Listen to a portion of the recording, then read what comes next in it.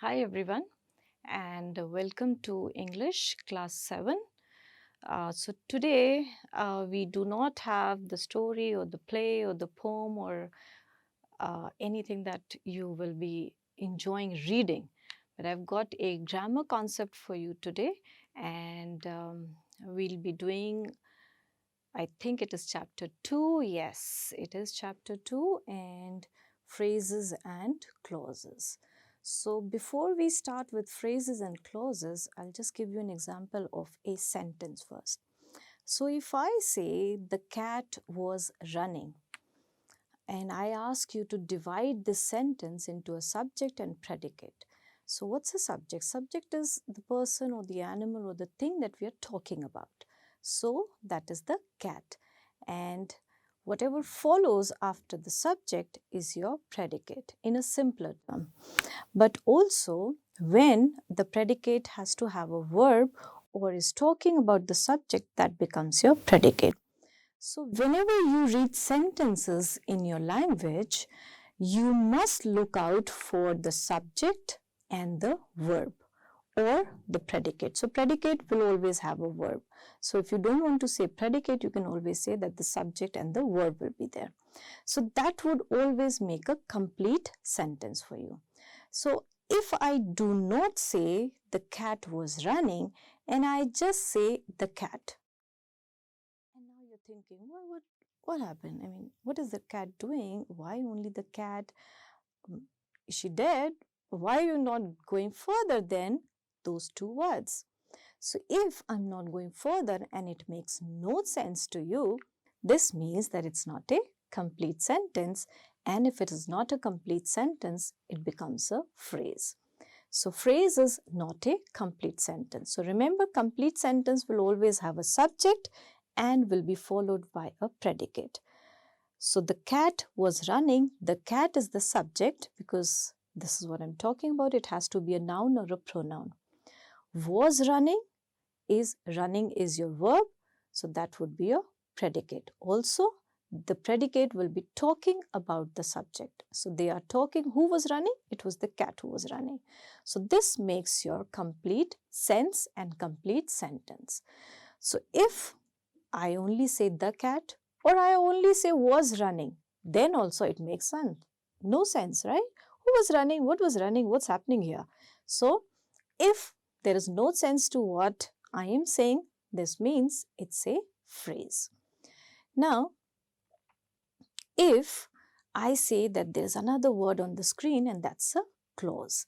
Now, clause means it's exactly a sentence, which means it should have your subject and it should have your predicate or your verb.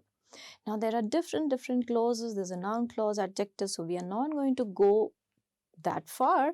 We are going to be just learning simple phrases and simple clause. So, simpler term, phrase which has no sense, clause which makes perfect sense to you.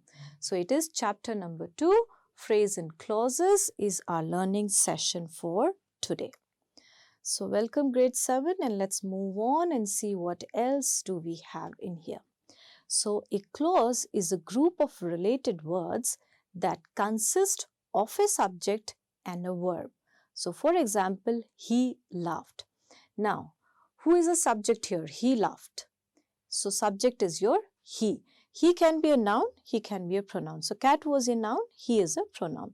So, he is a subject. So, we have subject here. I think I'll move out of the screen so that you can read also.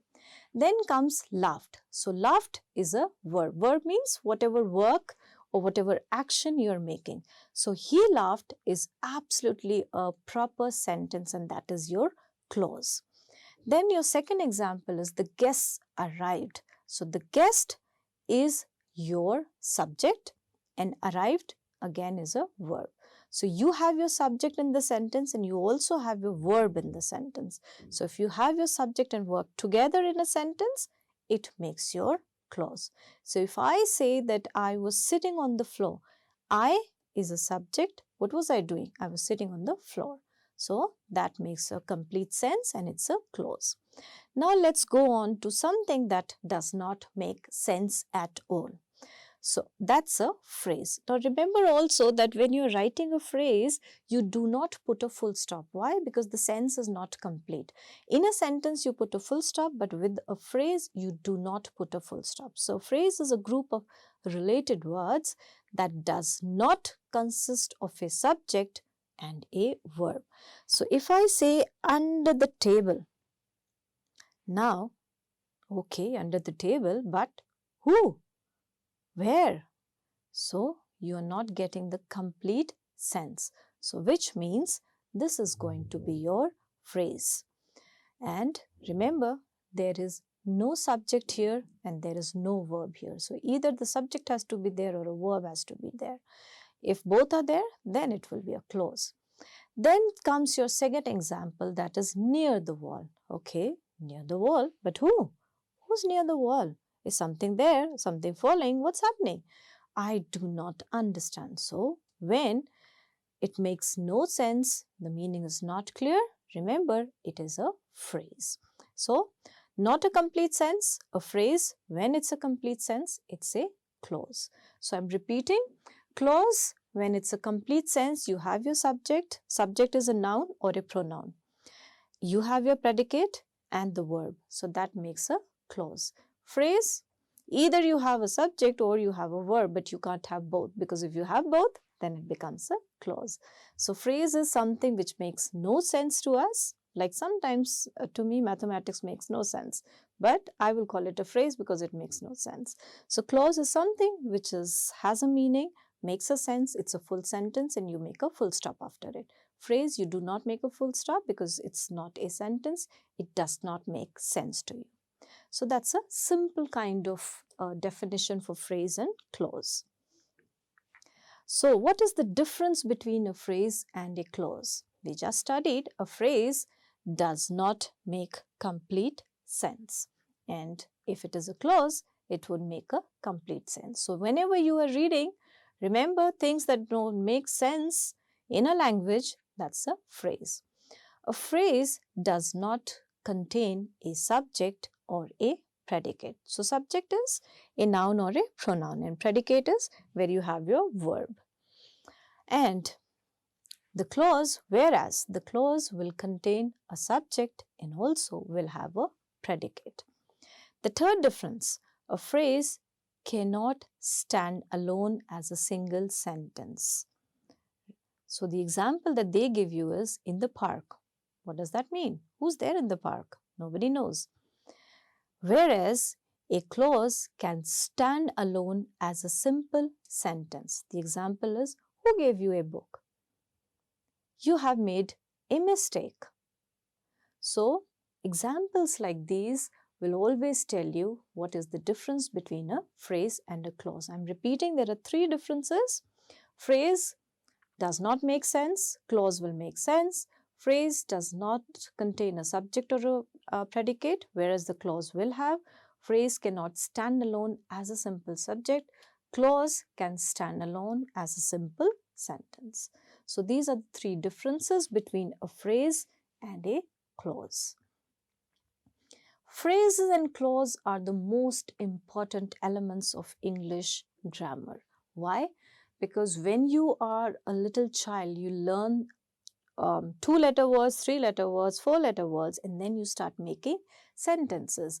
So sentences is how you build a language. Sentences are what we speak as a language. So if you're learning a language, phrases and clause both are important. Clause are important because it's going to tell you the entire sense. Phrase is important because it's going to tell you what we are missing in a language and where did we go wrong. So phrase and clause cover everything a sentence has. Clauses are the center of the sentences and phrases strengthen the sentences to become meaningful. Remember, when the phrase has no meaning, you're going to kind of put something in there, maybe a subject or a verb, to make it meaningful. So that is why even phrases are important for you to learn to build up sentences on there. So these are like your pillars. So if the clauses are the pillars of a building, the phrases are the bricks. So when you build a house of a sentence, you need your bricks. So the bricks are your phrases. A phrase usually is always present within a clause, but a phrase cannot have a clause, because if it had a clause, it would be a complete meaningful sentence. So remember, phrases have no meaning, clauses have all the meaning. You put a full stop and you have the subject and the predicate and the verb in the clause, whereas phrase is just the opposite, with no sense, no meaning, no full stop, sometimes no subject and sometimes no predicate or verb. So that's what your phrase and clauses are. Alright, so let's study some examples and find out if this is a clause or this is a phrase. So remember, when we are searching for the phrase and clause, we have to look for the subject and the predicate. So Lola sang beautifully. So Lola is a noun, which means it's a subject. So who is singing beautifully? It is Lola. So Lola is the subject and sang is your verb. So you have your noun, that's a subject. You have your predicate as a verb there. So it means it is a full sentence. So it's a clause. Let's go on to the next one. An abandoned ship. But where? Are we talking about something? No, nothing. So an abandoned ship has no subject, it has no verb. Sometimes there would be a verb and the subject would be missing, and vice versa. So this one has no complete sense and this becomes your phrase. Let's go to the third one, the white flower. All right, there is a white flower. Where is it? Where can I see? Is it in the garden or where? So it's kind of incomplete sense to me, and it has no verb. So which means no verb, it's a phrase. Let's go to the next one. The boys kicked the football. So here, what is the subject for you? Where is your noun and pronoun? Okay, so the boys. So boys are the subject. So we are talking about the boys here who kicked the football, and kick, remember, is your verb. So we have the subject and the predicate is talking about the subject boy. We have the verb, so it becomes a full clause. So boys is the subject, kick the football is your predicate. Opposite the park. Who is opposite the park? I didn't get you. So if there is no meaning and I don't understand, it means it is a phrase. There is no verb in it, remember. The wind howled fiercely. So who is howling fiercely? The wind. So wind is your subject and howled fiercely is your predicate, which has your verb in it. This becomes your clause. So remember, predicate would be always talking about your subject, and the subject is your noun or a pronoun. So Lola sang beautifully. So who is singing beautifully? It is Lola. So sang beautifully, your predicate is talking about Lola. So that is how you try to differentiate between a phrase and a clause. Okay, so if I just say the two words very slowly. Now, I don't get it very slowly, okay, but is there somebody who's slow or what? So, there is no subject, it becomes a phrase. We turn this phrase into a clause by adding the subject here, and we say, he eats very slowly. So here is the subject, eats is your verb. So the same phrase, if you want to turn it into a clause, this is how we are going to write, he eats very slowly. Second, on the way. Now again, there is no subject here, so it becomes a phrase.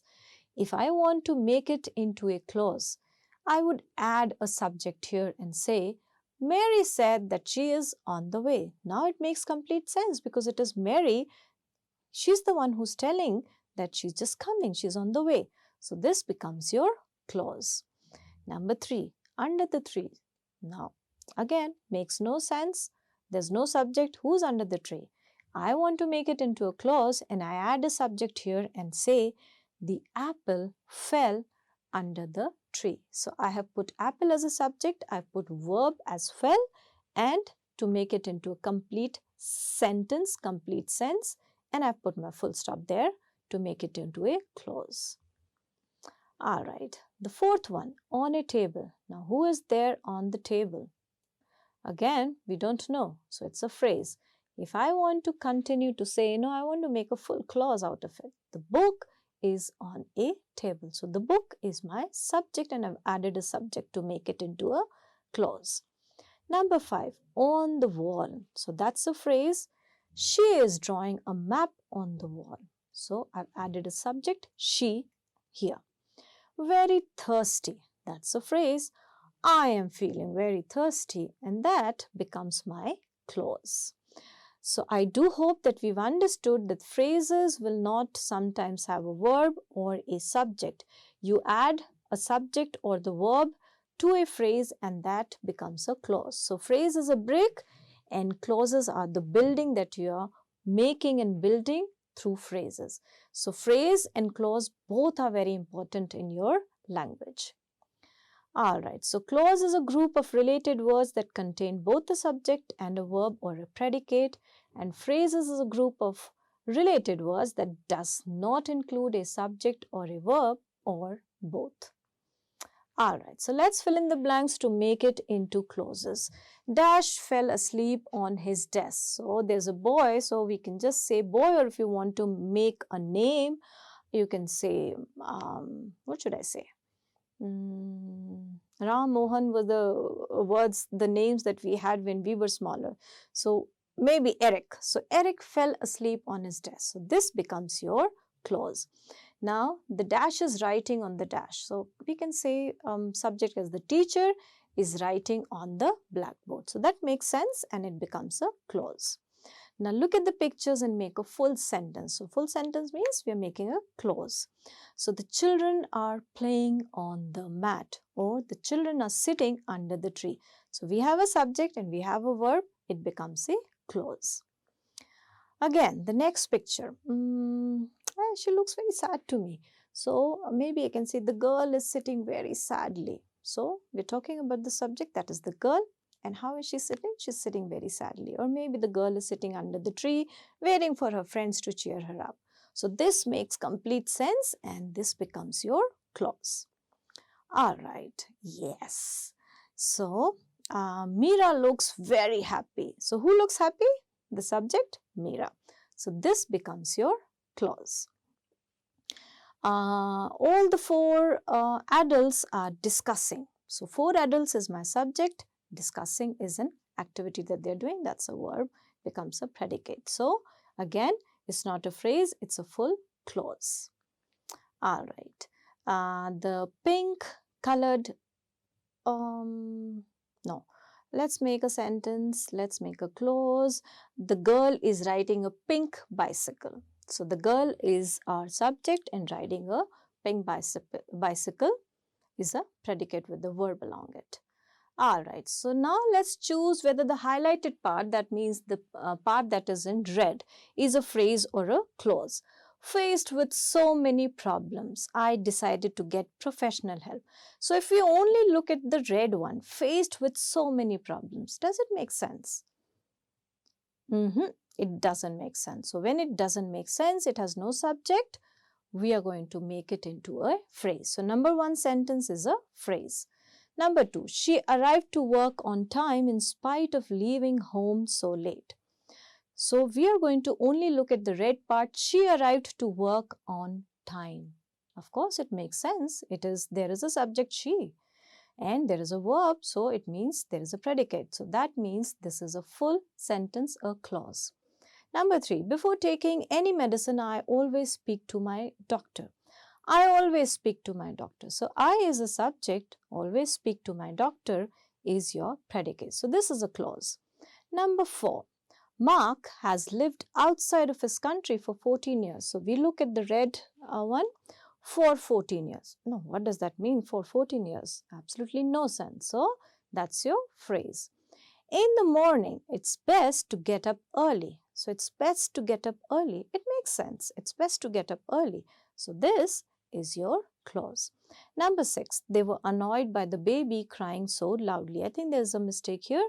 So let's only take the baby crying so loudly. So yes, the baby crying so loudly is a clause because you have a subject and you have a predicate. So that's how, if you ever get a chance to differentiate between a clause and a phrase, remember a clause will always be meaningful, having a subject and a predicate, whereas phrase has no meaning whatsoever. All right. So your homework for today, please take out your notebook and write the definition of phrase and clause with examples. Now, when you give your examples, they have to be your own. Maybe you can divide this page, put phrase here, put clause here, and give at least 2-3 examples to differentiate between a phrase and a clause. And I do hope that you remember this lesson even when you go on to grade 7. So, bye-bye for now. Thank you so much.